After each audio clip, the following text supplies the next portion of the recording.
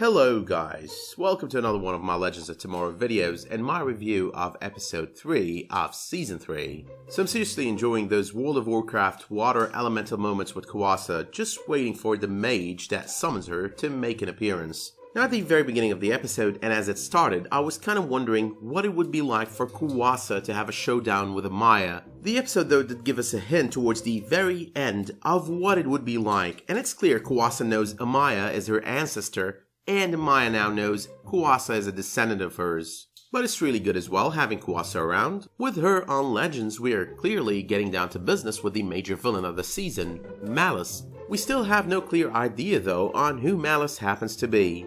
However though, I've already discussed some theories on the topic on my DCTV Week video that I've uploaded on the 21st. You can find that video linked as well on the end screen to this video if you want to check it out. But circling back to Kuwasa, one thing to note with her character on Legends of Tomorrow is she seems to have her abilities without having on her water totem. Now while this seems to be a plot hole there, it is possible the show will be able to explain it by referencing the way she died. The thing is that along with her totem, Kuwasa was pretty much melted by Eshu's fire on the second season of Vixen. So what I'm thinking here is they're gonna explain this by having the totem being part of her rather than being an accessory she's wearing. Now before I start talking my stray comments on this episode, I've already announced the winner for the first giveaway for this season of DCTV on my Flash Iris video that I've uploaded yesterday. I'm gonna be as well starting a second giveaway later on this week, so stay tuned. But let's get down to my regular string of stray comments and possible references on this episode. Number 1.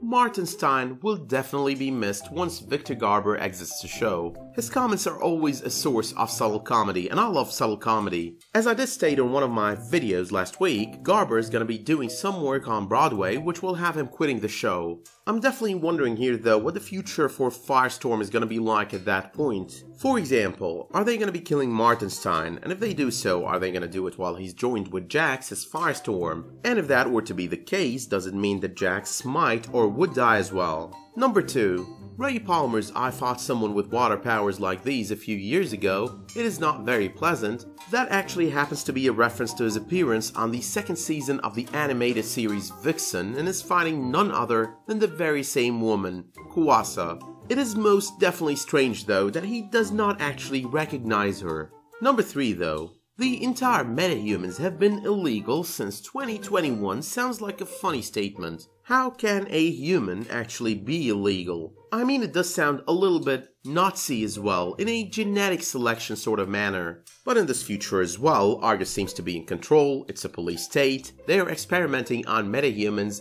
in a very inhumane manner as well. Now I do find myself wondering if this kind of future is the product of the anachronisms, or if it is possibly the product of something that happens on The Flash, especially this season with the Thinker and his metahumans. But even if it had nothing to do with all of that, what would it mean for the Flash himself post-2021? Number 4. The Metahumans Registry sounded a lot like the Inhumans Registry, but interestingly enough, there is actually a Metahumans Registry in the Marvel Universe. And that registry is pretty much the product of what is known in the Marvel Universe as the Metahumans Registration Act. So that's basically similar to, but not the same as, the Inhumans Registration Act and the Sokovia Accords that we are familiarized with through the Marvel Cinematic Universe. Number 5. There was a very obvious plot hole in that scene where Zari first appeared with the drone and all. The drone basically seemed to identify all 4 legends as metahumans. But the truth is, Sarah, Mick and Ray are not really metahumans. The only one of them who was actually a metahuman was Nate Haywood, aka Citizen Steel.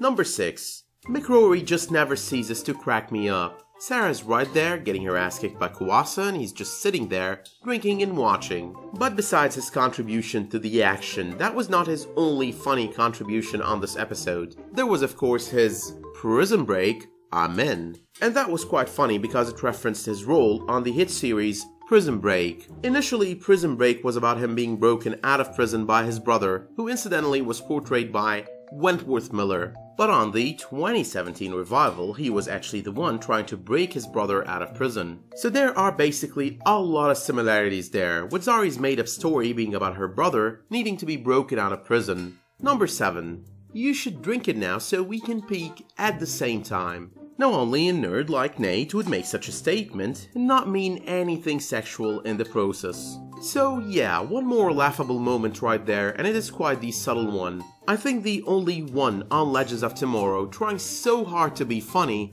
is Ray Palmer. Now while this is the sort of thing I complained about on last week's episode of The Flash, it is kinda different on Legends of Tomorrow. It is actually done here in such a way that it is part of the dorky nature of the character of Ray Palmer. But moving on to number 8.